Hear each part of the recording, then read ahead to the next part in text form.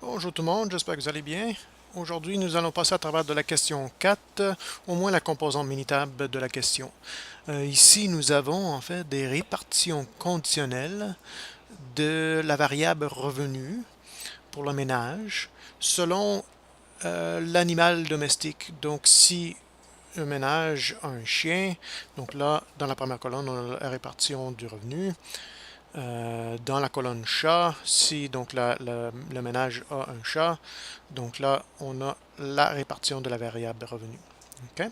Puis là, pour étudier le lien entre les deux variables, c'est-à-dire quel type d'animal est-ce qu'on a dans la maison et le revenu du ménage, nous allons utiliser un diagramme linéaire. Donc, nous allons vous montrer comment faire ceci.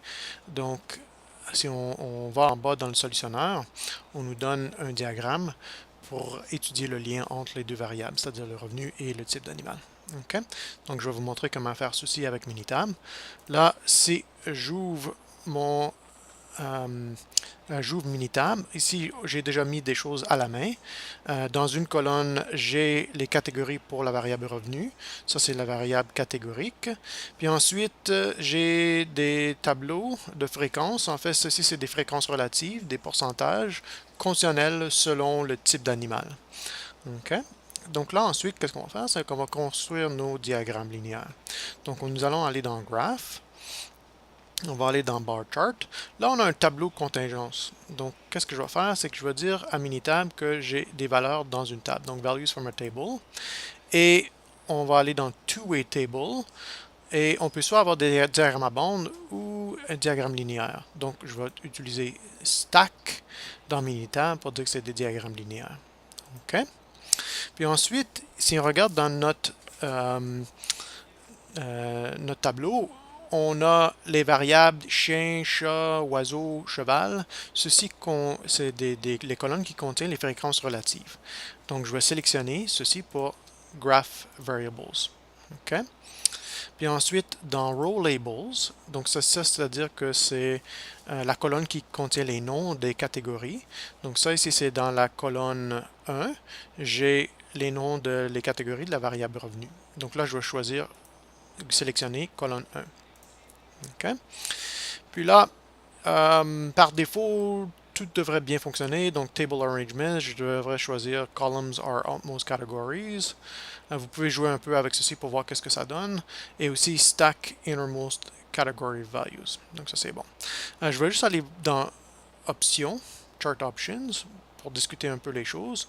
Donc, ici, par exemple, on nous dit parfois, si on voudrait plutôt exprimer les valeurs, les fréquences en termes de pourcentage, on devrait choisir Show Y as percent. Puis ensuite, souvent, qu'est-ce qu'on veut quand nous avons deux variables?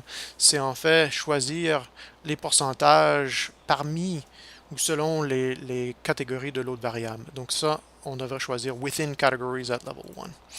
Mais nous, puisqu'on a déjà des pourcentages, je ne vais pas choisir Show Y as percent. Donc, ce n'est pas nécessaire dans notre cas. OK?